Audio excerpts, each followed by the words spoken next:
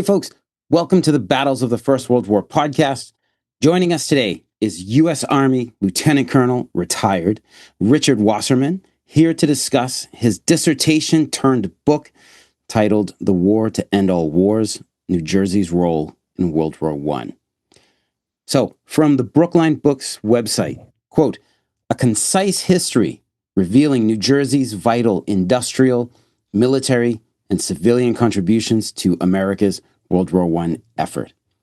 During World War I, New Jersey played a prominent role in the manufacturing of war-related munitions, created the infrastructure necessary to train and mobilize troops, and supplied a portion of the manpower necessary to fight overseas.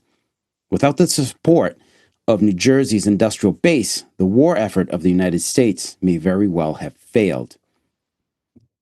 Over 140,000 New Jerseyans served during the war, and the state was home to 38 military installations by the end of the war, including Camp Dix. Troops from New Jersey included National Guard units activated and assigned to the 29th Division that trained at Camp McClellan, Alabama, and National Army soldiers, draftees, assigned to the 78th Lightning Division that trained at Camp Dix. Women, too, underwent training in New Jersey in preparation to serve in the Army Signal Corps, while women from the state volunteered to serve with aid organizations, including the Red Cross, and raised money for the war effort. In the post-war years, over 160 monuments were constructed across New Jersey to memorialize the war dead and honor the veterans who served in the Great War, including several of the famous Spirit of the American Doughboy statues produced by E.M. Viquesny. I hope I got that last name right. I apologize if I've messed that up. Also, just going to do a quick note by me here. So, just so happens my older daughter lives in New Brunswick. And yes, right up the road from her apartment, there's a Doughboy statue right there. So, I was actually there just like 3 weeks ago, and I always give him a nod when I drive by him.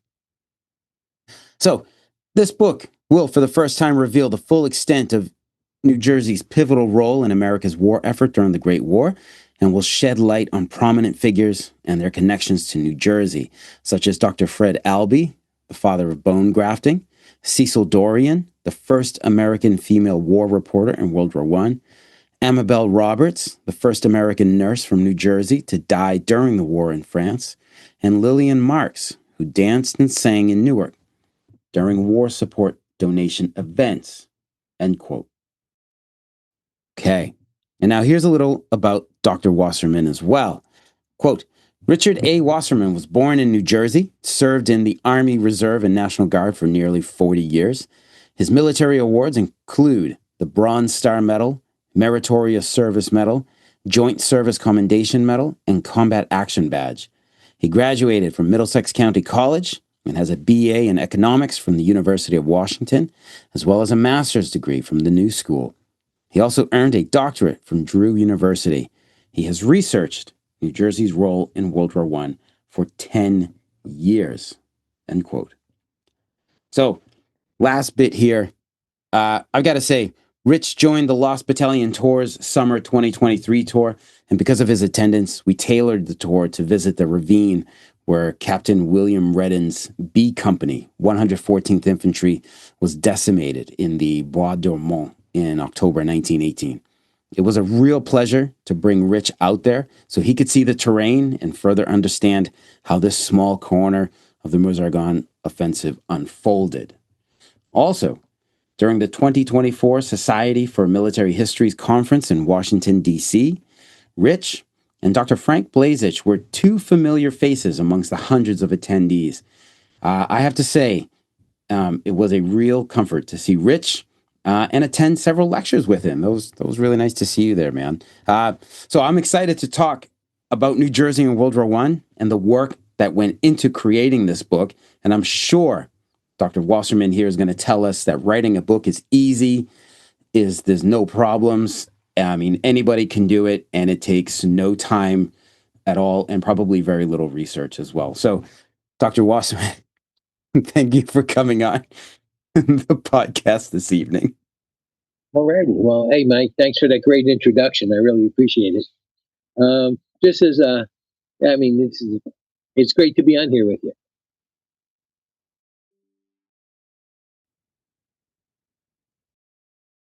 All right. So can you tell us a little bit more about yourself, Dr. Wasserman, and what made you interested in World War One? Okay. Since I was born in New Jersey and grew up in the western end of St. Louis, but returned to New Jersey via the Tidewater area of Virginia. My father was a contracts engineer, so he followed the contracts. That's why we moved around so much. He was not a real military person, although he was in the Navy during the Korean War, but never left the Brooklyn Navy Yard. But I moved around a whole lot on my own in college and finished my bachelor's degree at the University of Washington in 1979, as he talked about a little bit. My master's degree in 85, and I finished my doctorate 2 years ago in 2024. I enlisted in the Army Reserve in 1974 and was on active federal service for over 38 years, 10 of which was as an enlisted soldier, and over 28 years as an officer. I had combat tours in Iraq, Afghanistan, Kuwait, and Saudi Arabia. I retired as a lieutenant colonel in 2012. Growing up, I became interested in the Army from watching the TV show Combat.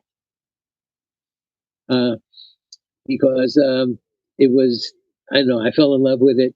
And kids don't play Navy. Growing up, they play Army. True. I was interested in World War I off and on, and I purchased a Brody helmet at the Flemington Flea Market when I was in high school.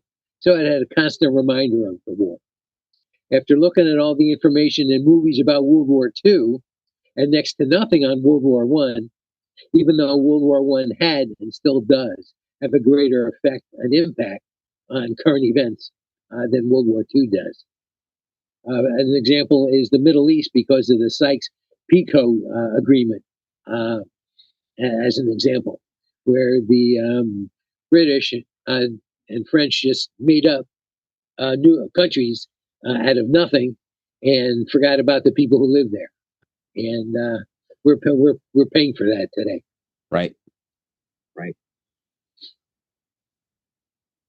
And I was drawn to what New Jersey did during the war because, being New Jersey born, I'm proud of my state and want to help prove that it's more than just the New Jersey Turnpike between New York City and Philadelphia. And even though we just passed the World War I centennial in 2018, there's been very little written on the subject. So there's so much more information out there waiting to be brought to light. All right. So, of course, you worked on this project for a decade, and you just told us a little bit about what drew you to tell New Jersey's story. So I think we'll move right into what did New Jersey provide to the World War I effort? Okay, New Jersey provided so many resources to the war effort for World War I. This was one of the main reasons for writing my book.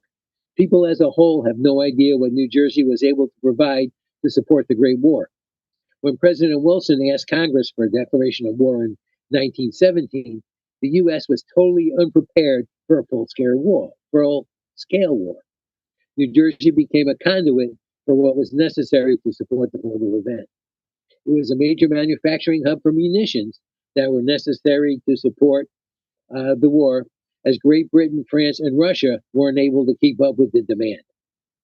Camp Merritt became a clearinghouse for servicemen going to and returning from the war.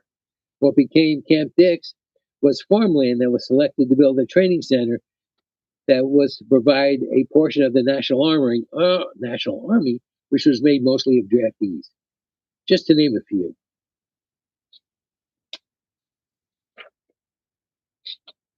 All right. And I want to say too, I forgot just earlier, but your introduction to World War I was buying a Doughboy helmet at a flea market. That's really interesting because I did the exact same thing. I paid $8 for it in 1996. I think I paid $5 for mine. And it's right up there. That is cool as hell. What a small world. Same shared experiences. Uh-huh. All right. Listeners of the podcast, they will know about potential or suspected German sabotage in the US, namely the Black Tom explosion in 1960. Um, were there other incidents that occurred in New Jersey? Sure. There were at least 20 documented acts of sabotage. The first was on January 1st, 1918 in Trenton. Roebling Wire Works was first and was attacked twice. If the name Roebling sounds familiar, it's because he designed and built the Brooklyn Bridge. He died during its construction and it was completed by his son. If you notice, if you look at a picture of the Brooklyn Bridge, there's all these big, really big wire cables suspended, holding it up. Well, guess where all that wire was made from? The Roebling Wire Works. No, what a coincidence. Many facilities with the name DuPont experienced destruction prior to the U.S. entry into the war. As an aside, the DuPont plants also, since then, have been environmental cleanup sites for many years. It's because the chemicals that they used ended up in leaching into the ground, and they spent many years trying to repair the damage that they did. Also, more than a few merchant ships experienced fires caused by fire bombs or pipe bombs while they were underway. A firebomb factory was actually discovered in Weehawken, but all of this sabotage stopped after the war was declared because these guys didn't. Because once the war started and you do sabotage, well, then chances of you getting facing the wrath of the government would be pretty good, meaning you would be executed. Interesting, right? So as soon as the war started, all that stopped, and the German saboteurs went home or back to Germany. Wow. All right. Incredible. Incredible. Tell us about the life of Fort Dix, New Jersey. Sure. Well, the location that was to be Camp Dix was selected by engineers looking for a suitable location to support the training of a national army, which was for primarily recruits from the New York, New Jersey, Delaware, and Pennsylvania area that were to become units of the 78th Division. It was selected because it was a nice flat area with easy access to the ports of Philadelphia and New York. But as we mentioned earlier, it was just a piece of farmland. So everything needed to be built from scratch. On June 19th, 1917, the first civil engineers arrived and were required to provide basic requirements such as electrical and plumbing, sewer systems, wells had to be dug, railroad had to be built, regular roads had to be constructed, telephone lines run, just to name a few. The firm of Irwin and Layton hired 7,000 men to build the camp. According to the Camp Dix News, a complete water system for 40,000 people was installed in 30 days. Also, there are pictures of complete barracks buildings being constructed in a single day, as long as it was light. 30 million feet of lumber was on order and provided by the government to produce the camp. And also, when there's wood, a fire department is also required. And soldiers in small numbers started arriving in the middle of August. And by the middle of September, a majority of the camp was fully functional. Oh. And Fort Dix, sorry, is it closed now? No, Oh, it's not a basic. It stopped being a basic training center. I think in around 1980, okay. and right now it's well, I guess it's a reserve base. And although it's probably almost as busy now from units coming in and training, going out to the ranges and things, so it's still a pretty busy place. Oh, interesting. Okay, so it survived the 1990s drawdown. Yeah. Super cool. And Okay. at one point, when they were doing the drawdown, there was a debate between closing McGuire and closing Plattsburgh in upstate New York. And then the government realized, geez, Plattsburgh in the winter. So they kept McGuire. Makes sense. Yeah. Yeah. Right. All right. So it was known to me that half of the 29th Division was made up of New Jersey National Guard units federalized for the war. But I have to say, I did not realize the 78th Division was partially staffed by New Jersey draftees. So New Jersey men served in other AEF units as well. And can you tell us about some of New Jersey's more notable soldiers and sailors? All right. Yeah, there are several noticeable soldiers, one Marine and one sailor from New Jersey. There were 8 Medal of Honor winners from Jersey. There was one sailor, Lieutenant Commander James Jonas Madison, who lived till, he was born in 1884 and lived till 1922. He was born in Jersey City and was a remarkable naval hero of the First World War. He was awarded a Medal of Honor for his extreme courage while commanding a heavily outgunned vessel at sea. He was commander of the USS Ticonderoga, which was a troop ship. Okay. And what happened with them is in September 1918, it was a German cargo ship, troop ship too, which was converted into the naval transport. And September 30th, 1918, the ship fell behind the convoy due to engine trouble and was ambushed in the open sea Atlantic by the German submarine U-152. The submarine's gunners opened fire from about 500 yards away and targeted the bridge. Madison was severely wounded in the opening minutes of the battle, suffering catastrophic injuries to his leg. Refusing to leave his post or yield to his wounds, Madison ordered his crew to tie or place him in a chair on the bridge so he could still be commanding. From this chair, bleeding heavily, he continued to direct defensive gunfire and maneuver the ship for nearly 2 hours to protect his men and avoid torpedoes. The fight was ultimately a losing battle. The ship heavily ablaze and its guns knocked out. Madison finally gave the order to abandon ship. Immediately after giving the order, Madison passed out from severe blood loss. He was lowered into the single remaining lifeboat. Out of 236 people on board, Madison was only one of a dozen survivors to escape the sinking vessel. They drifted for 4 days in the open ocean before being rescued by a British steamer. 2 of the other crew were taken aboard the U-boat, U-152, and that's pretty much the story. Due to his injuries, he was retired from the Navy in 1920 and spent a majority of his remaining days in Brooklyn Naval Hospital undergoing a whole bunch of operations, including the amputation of his leg. Oh, wow. He passed away on Christmas Day, 1922, at the age of 38.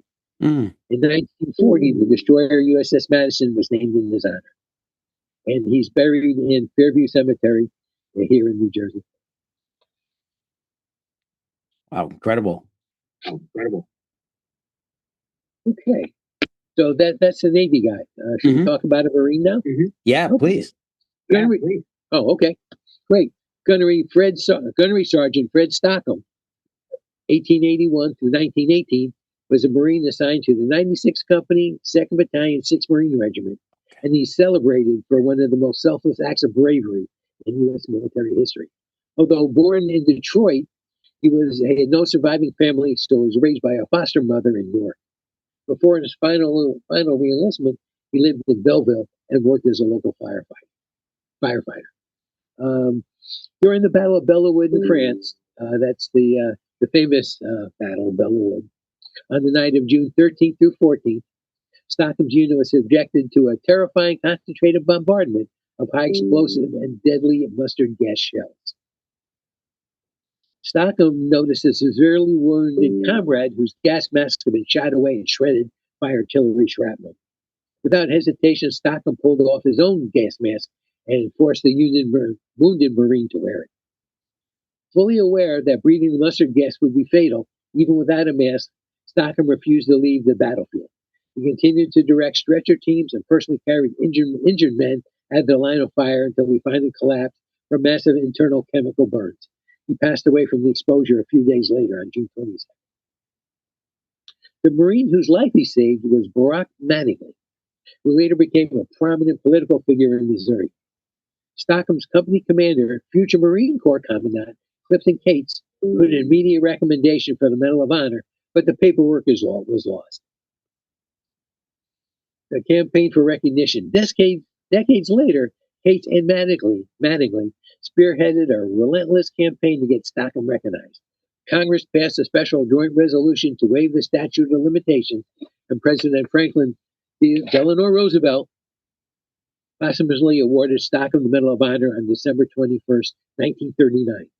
Because Stockham had no living family to accept the medal, it's been placed in care of the Smithsonian Institute. Stockham was originally buried in France, but his remains were returned to the United States in 1920.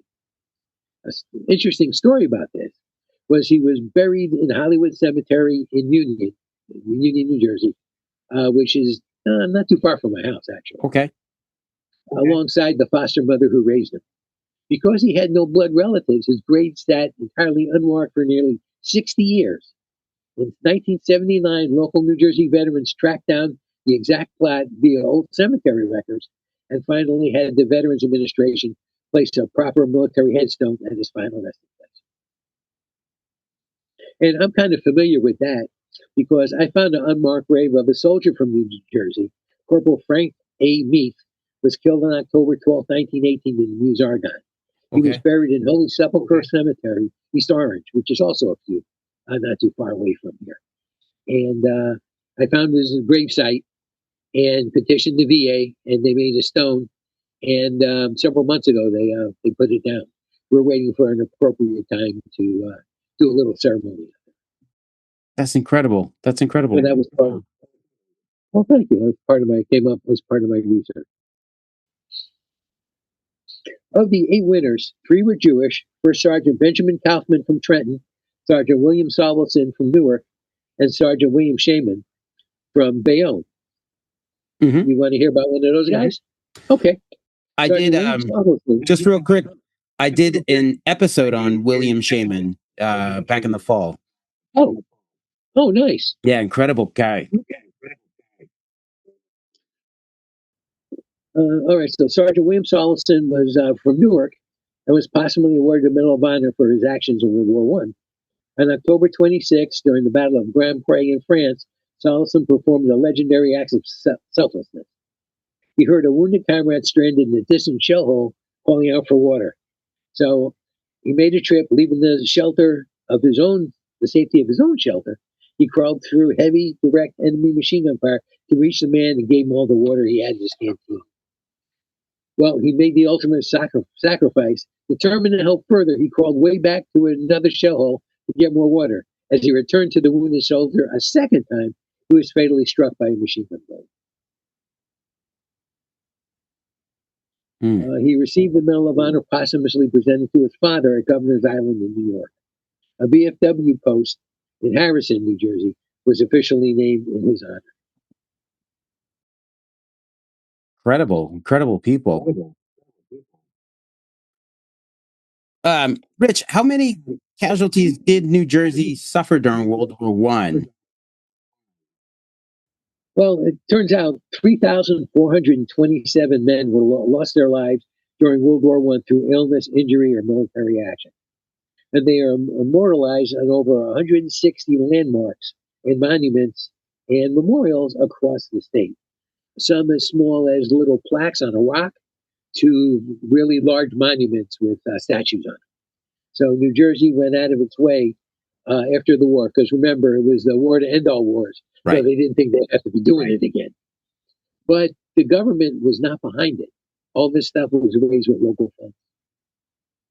All of the monuments all over the state were raised with local funds. And as you mentioned, the Spirit of the American Doughboy statue. There's, I believe, 8 of them across the state. And there's one in Perth Amboy, one in Dover, and then several others across the state. New Jersey provided, according to the state, 72,946 draftees, along with 46,960 volunteers, for a total of more than 140,000 folks.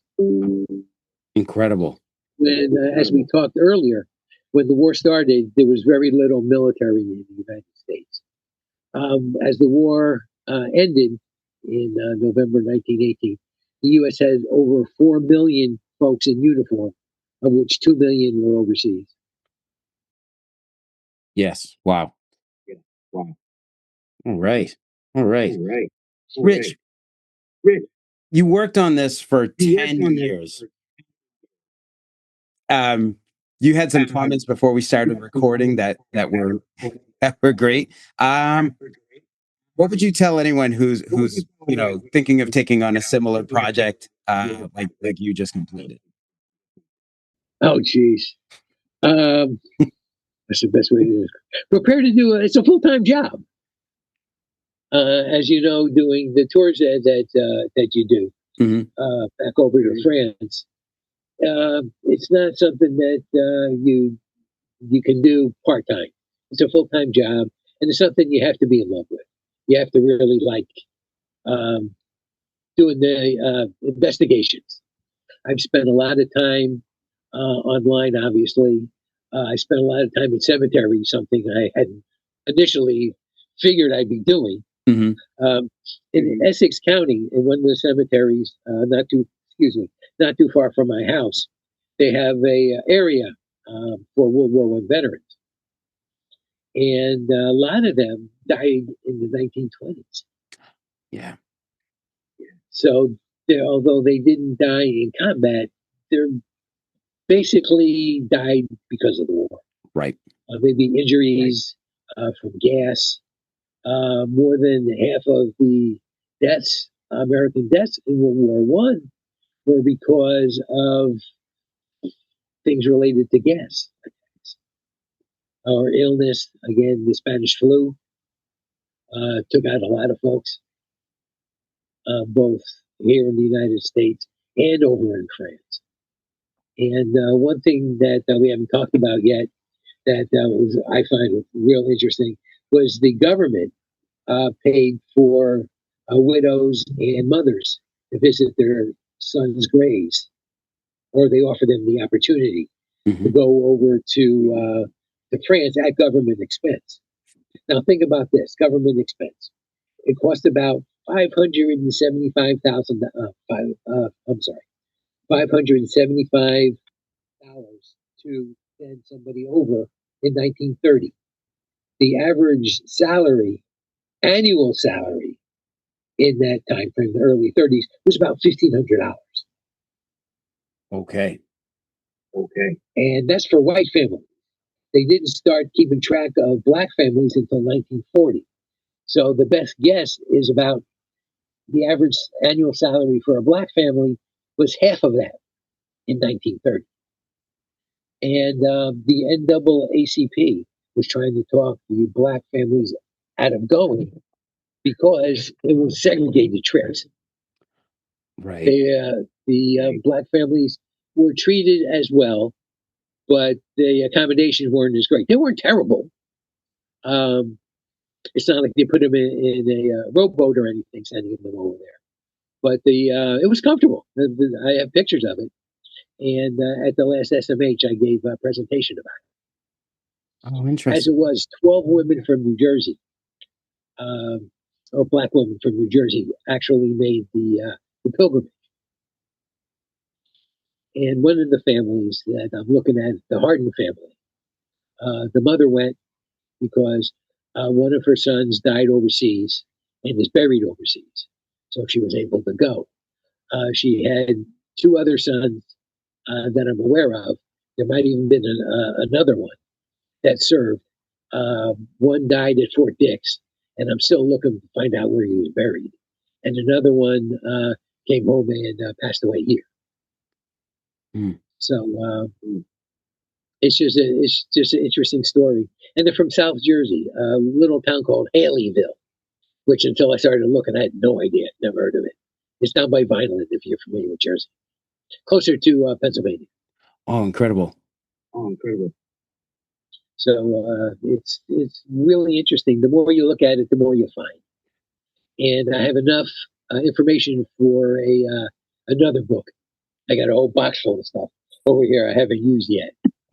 And it won't be a continuation, I don't think, of this first book, but it'll be more like a highlights of interesting individuals, and there's many that were involved with the war.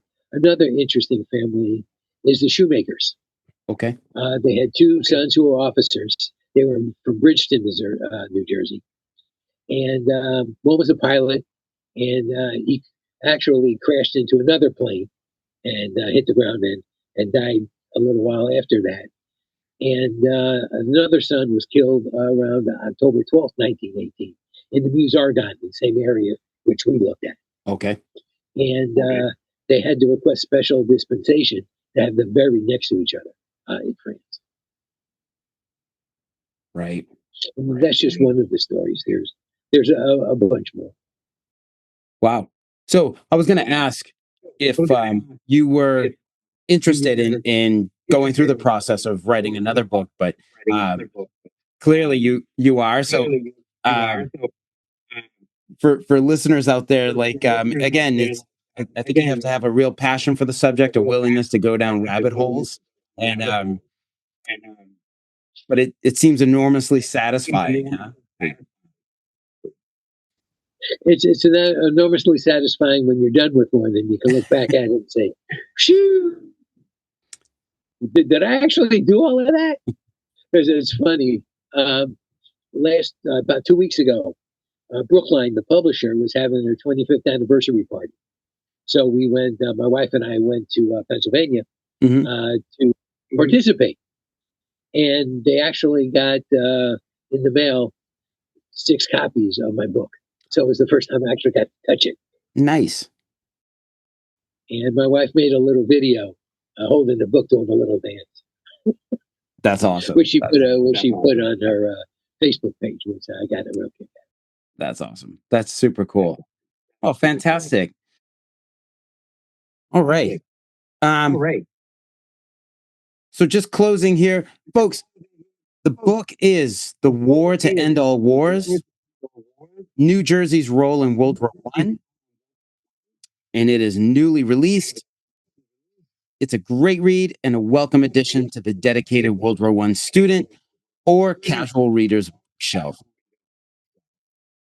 Dr. Wasserman, thank you so much for coming on the podcast. My pleasure.